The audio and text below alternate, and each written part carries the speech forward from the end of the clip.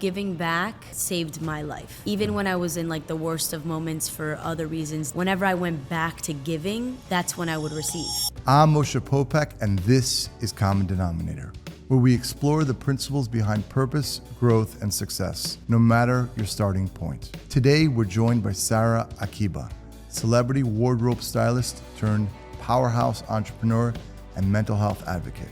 Sarah has built her career styling some of the biggest names in fashion, music, and entertainment across Latin America. On this episode, Sarah gets real about how grief shaped her identity, how struggle can become a superpower, and why purpose-driven work is the ultimate form of empowerment. When I need to raise money in one day for a 91-year-old woman who can't afford $20 food stamps, like that's all she gets, and I raise $2,000 for her in an hour, it's like all this love floods in. Are entrepreneurs born that way, or is it trainable? I definitely think I was born this way. What you see in your home is important. Like my parents always worked. Naps weren't frowned upon in our home. What would you say is the common denominator of an entrepreneur, that their business and their alignment comes with purpose and meaning? You're successful once you're in alignment with yourself. Not when you're comparing yourself to everybody else, but when you take a step back and say, okay.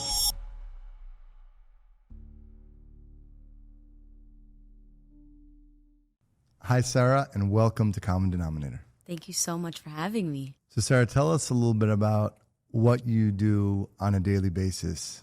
I'm a woman who wears many hats. I think it's kind of my superpower. I'm a celebrity wardrobe stylist, so that's my work by day. I also own a production house and studio called Book the Spaces. So you can host a photo shoot. You can also host events there. It's beautiful. We have 3 different studios and a podcast room. I also have a nonprofit called AWAM, Angel Watching Over Me, and now in the process of opening a coffee shop. So yeah, doing a lot of different things. What's coming to me is, as a celebrity stylist for Latin American artists, how did you start in that? How did that actually come to be? So when I was 17, I interned for a wardrobe stylist that was my brother's girlfriend at the time, actually. And I never knew what styling was. And my first gig was Lindsay Lohan, which is kind of crazy. And I just remember like thinking, oh my God, she didn't design any of these clothes. Like she's using other designers, brings them on set, and puts the looks together. I always wanted to design my whole life. That was my thing. Whether it was designing a table or designing an outfit, that's what I wanted to do. And when I saw that you could curate a look from using other designers and make that your job, I was like, oh, this is what I have to do. Also, starting a wardrobe line costs a lot of money. So I was like, this is the way in. And that's how I started. And getting in the Latin industry, I think there's a whole story behind that. I was, interning for some magazines here and there, Ocean Drive, Plum TV and Plum Magazine at the time, which was a long time ago. I started just getting jobs here and there, mostly for the urban world. And I didn't love that world. I just didn't feel that it related to me. I felt a lot of racism, a lot of backlash in that world. And I was like, okay, let me take a step back. I was also in college still. I went to University of Miami for communications, business comm. Then I left to Israel to go study abroad. And my dad passed right after I finished my study abroad. So when that happened, I was like, okay, I'm not loving that urban world. My dad had just passed. I don't know how to navigate through this world. So I started the nonprofit aspect, just giving back wherever I could. Angel Watching Over Me. And then fast forward a little bit, I get a phone call from my dear friend Jose, who owns a production company called Film Heads. I still work with them till today, but he goes, I have this new artist. We don't have a big budget. His name's Jay Cortez. If you look up Jay Cortez today, he's one of the biggest Latin artists in the world. So I started popping off with him. Jay and I became very close. I was with him for 4 to 5 years. And that's how I started in the Latin industry. So what is a typical day? So they come in, they fly in from Latin America, wherever it is, from Brazil, Argentina. They live here. Oh, they live here. Yeah. So mostly from Puerto Rico. That's interesting. Mm-hmm.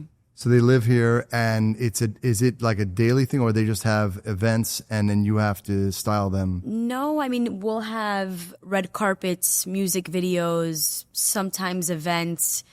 They're actually more frugal than you would expect. They don't care for a day-to-day. They like to dress themselves. They could, of course, have a little tweak here and there, but mostly for music videos, editorials, and red carpets. I know before the show we talked a little bit about this because I just felt this is fascinating.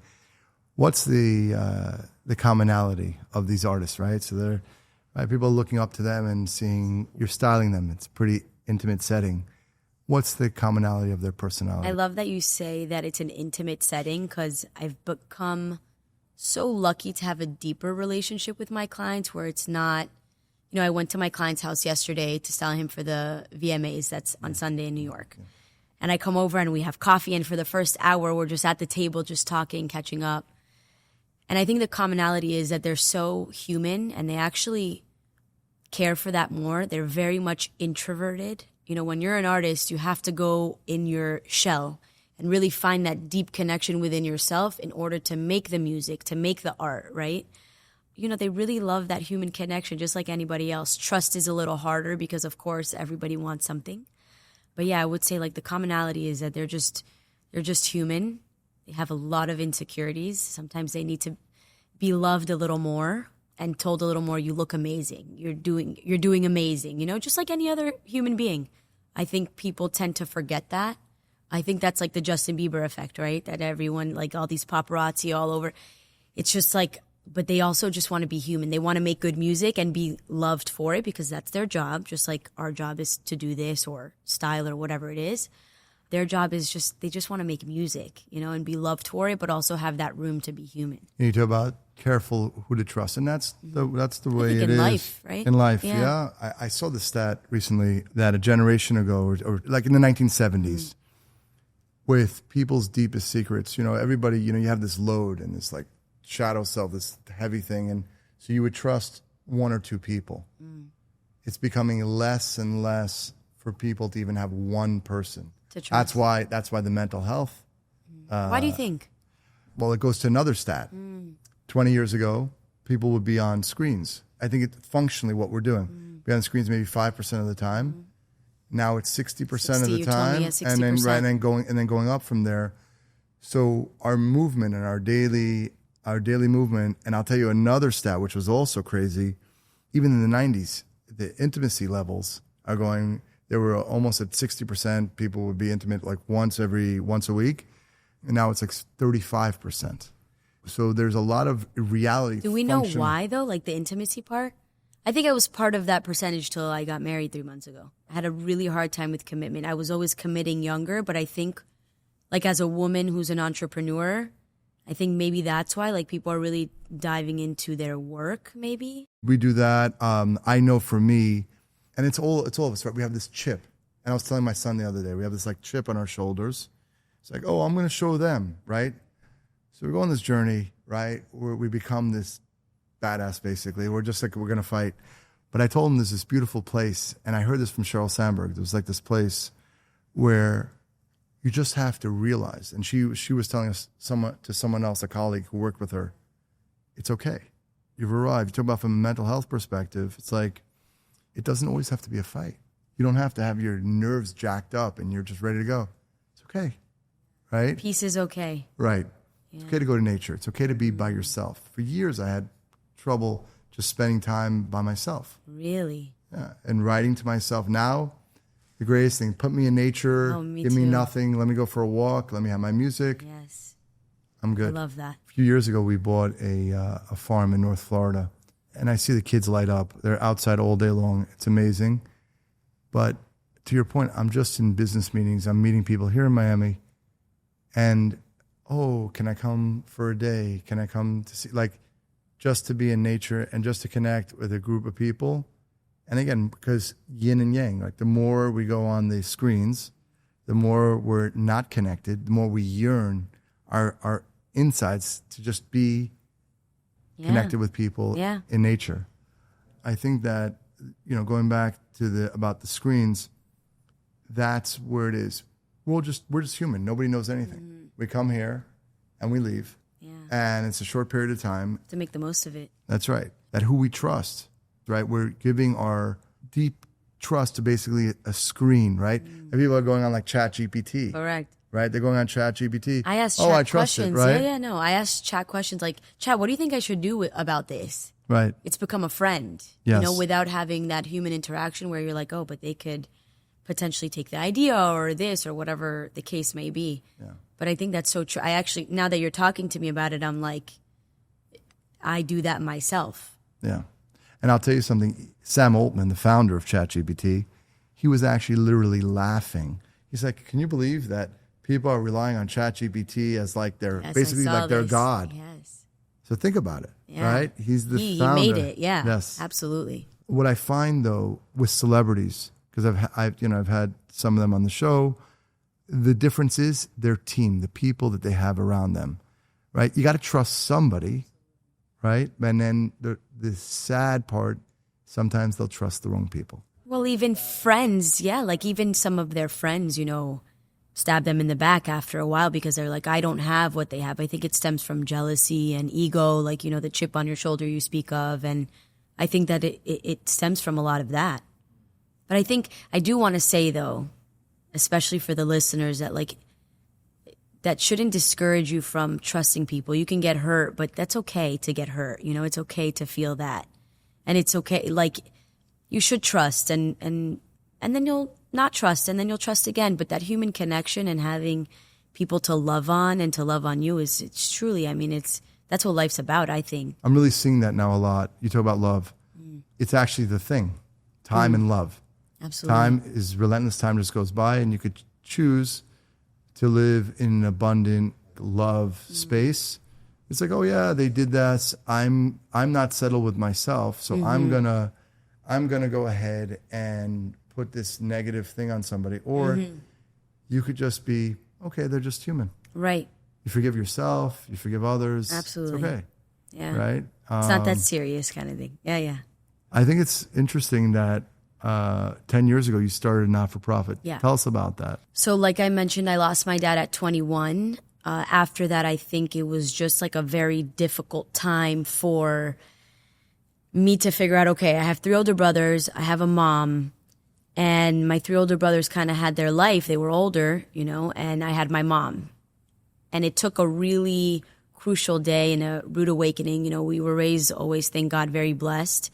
And when my dad passed, it was kind of like when it rains, it pours. We lose our house. My mom doesn't know how to make ends meet with the business. We're just kind of struggling. And I remember that there was no fruit in the fridge, which is not something I was used to. There was one yogurt, and the yogurt had mold in it. And I remember looking at my mom and being like, how could you let this happen to us? Like, how, you can't let us live with no food. Like, this is not okay. And it's the one and only time she ever smacked me in the face. And I think it was just like grief and like a buildup of so many different things. And I was like super stressed out because college, I didn't know how I was going to pay for it anymore. Like everything was kind of crumbling, right? And you're going to University of Miami. It's like $60K a year at the time. I'm probably sure it's more now. And so all that's happening. And when she did that to me, I kind of just like took a step back. Like, first of all, in awe. My mom had never done something like that to me. And then she went to work. So I remember that day cleaning our whole house, like to the T, trying to make it feel good so that when she comes home, she feels good. And I went for interviews. I went to interview at 2 different restaurants and I got both jobs. So I was waitering at this kosher restaurant on Sunny Isles by day, and by night I was working at a pizzeria while also going to school at University of Miami. So I was just trying to like balance everything. And I was like, okay, I'm going to make it. Like this is my wake up call. Like no one's coming to save us. This is going to be us now. And of course we sold our home and everything happened. But after we sold our home, I gained like 35 pounds. I'm small. I'm 5 feet tall. And I'm like, I think this was the grief. I don't think. Now I know it was the grief kind of taking over, even though I was trying to be like this force, like, it's okay, I got this, I'll figure it out. I had no one to talk to. I was kind of the person that everyone would just come, drop all the garbage that they needed to and then I wasn't filling my own cup.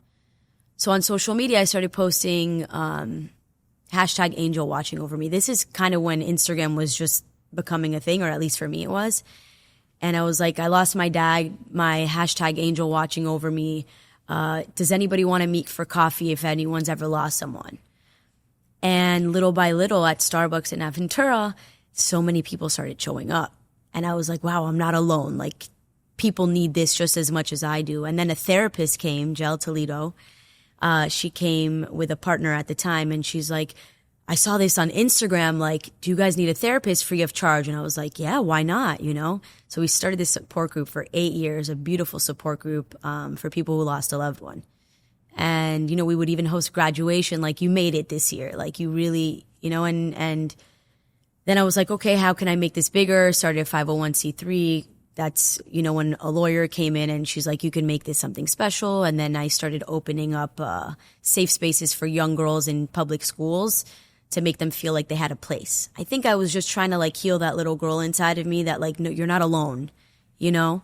And 10 years of beauty. It's really, I mean, at a young age to go through that. But I find that that's the recipe for healing. Everybody I've ever spoken to, whether they'll say it, not say it, there's trauma. There's a shame or a trauma or something. And then the question is, and every single adult has some addiction or something, but a healthy way is if you pay it forward. It saved my life. Giving back and doing things for others, it saved my life.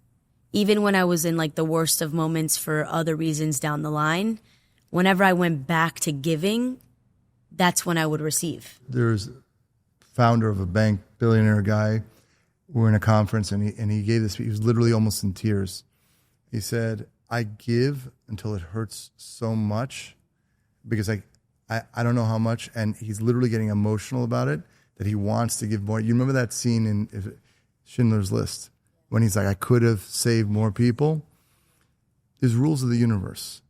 If you go the opposite way and you give that way, you give the love and you give the action, you give your time, and you just sit there and watch, and you'll see everything's in alignment exactly the way it's meant to be.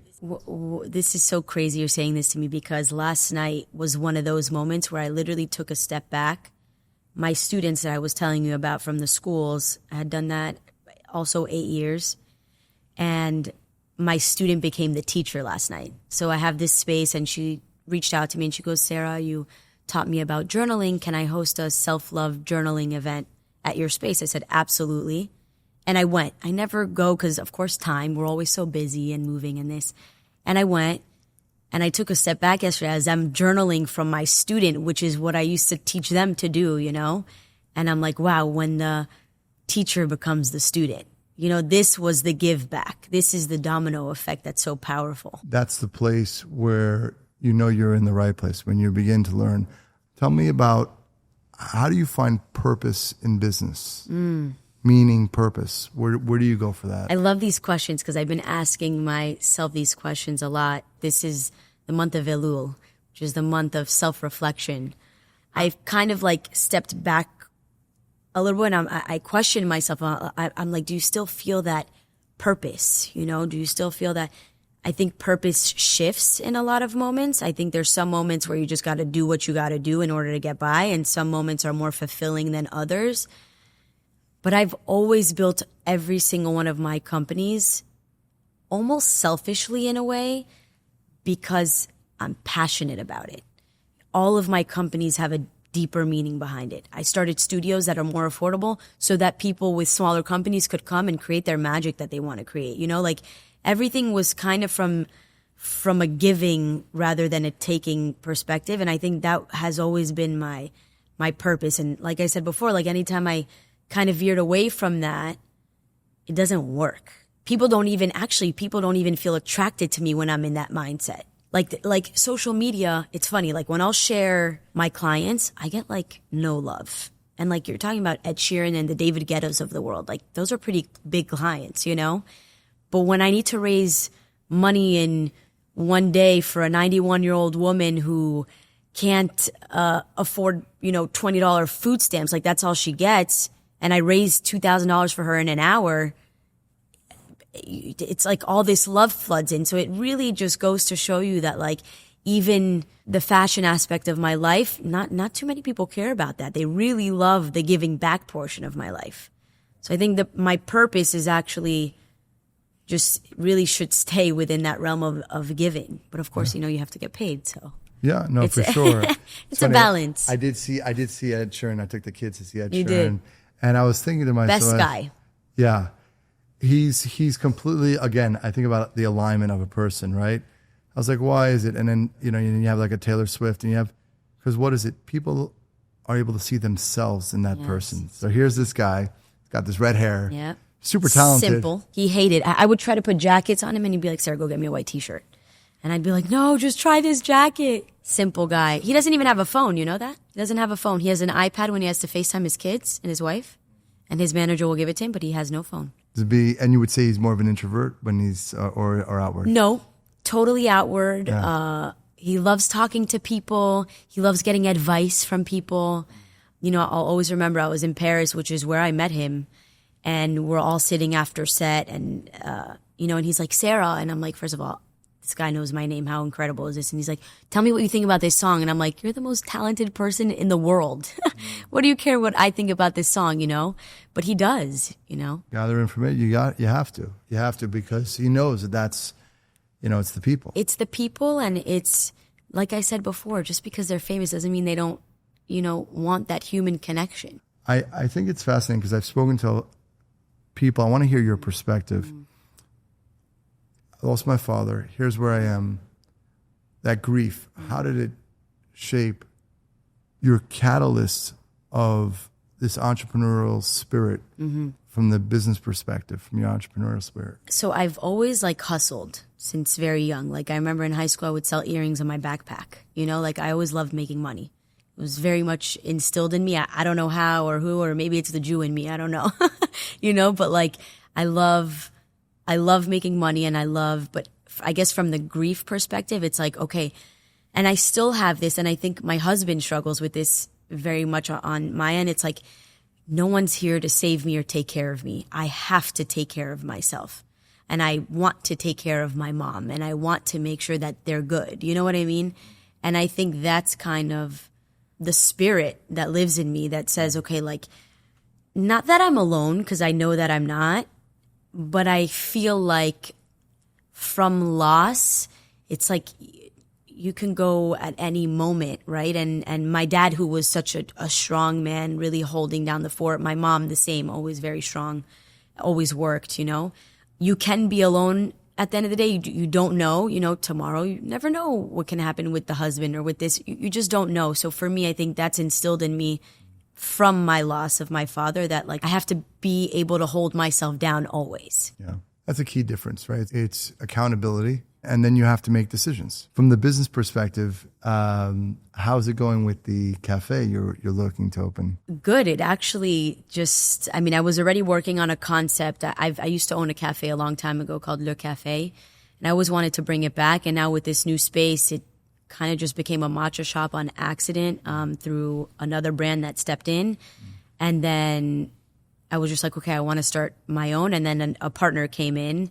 I don't want to say too much until I can, but it's super powerful to just see, how this coffee shop is not just about, making money. It's about bringing people back in real life to have a cup of coffee, to have good conversations.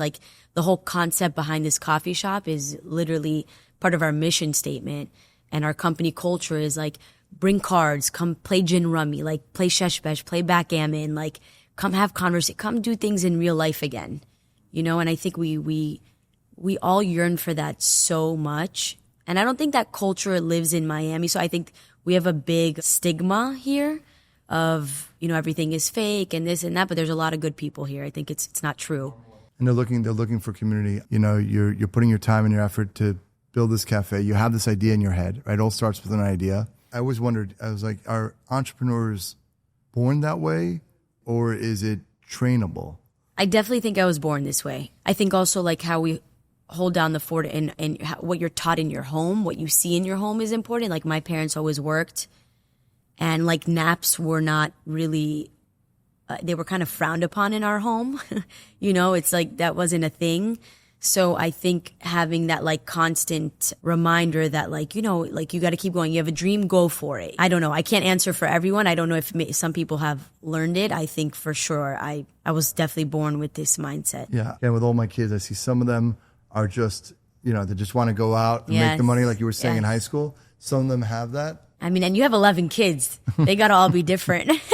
They're all very, very different, but different skill sets. Yes. I think that's what makes a team, right? A team, people don't understand, right? If you're going to go in business with your friend that has the same skill set as you, it's not going to work. Not going to Absolutely. work. I agree with that. So I'm more logical math. My wife is more, and we work together, more intuitive and operations, like which I don't like. I like more strategy, growth, and it was very hard in the beginning. But I find that that's kind of what works.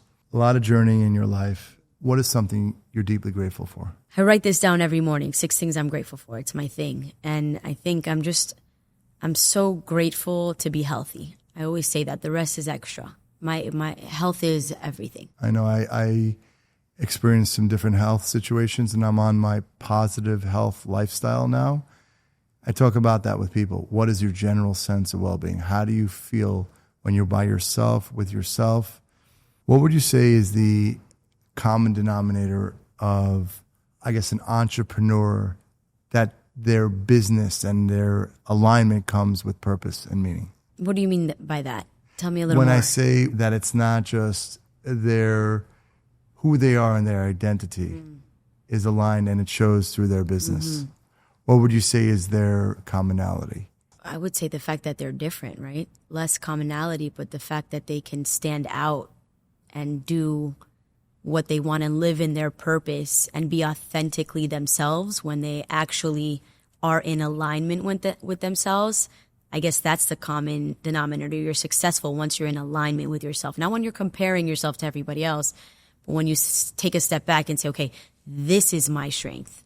Like my strength is giving, for sure. Or being there for somebody. Like that's my strength. I think that once you find your true alignment, that's, first of all, you fulfill your purpose and you're in your true self of like, that's your entrepreneurship. That's how you lead. I love that. It's counterintuitive. Exactly. Because, right? It's completely counterintuitive. Correct. But it's individuality. It's individuality and that you're comfortable in that. Yeah, but it's common, right? Because when, let's say you're living your purpose right now, I'm living my purpose right now, we're common. We're in sync, you know? Right. Yeah. I think it comes from a place of no judgment of self and no judgment of others. Yeah, it's hard to do. The hardest. It's really hard to do. But that's where your freedom lies. If you don't want other people to judge you, start with not judging yourself, and then you train that, and then you don't judge it, and then you're just available. Yeah. Your energy's available. You don't spend it in ridiculous nonsense, spaces. Absolutely. But I want to wish you best of luck. I know you opened the cafe. Thank you so much. Yes. Foundation's super exciting. Yes. And my podcast. Tell us about your podcast. Trying to be as big as you. I'm simple, but yeah, tell us. Tell us about the podcast. That was the name of the podcast. That's So Akiba podcast. That term, I guess, stems from school. Like anytime I'd wear an outfit or whatever, oh, that's So Akiba. Only she could wear that, you know? And that's kind of how So Akiba came alive, the brand.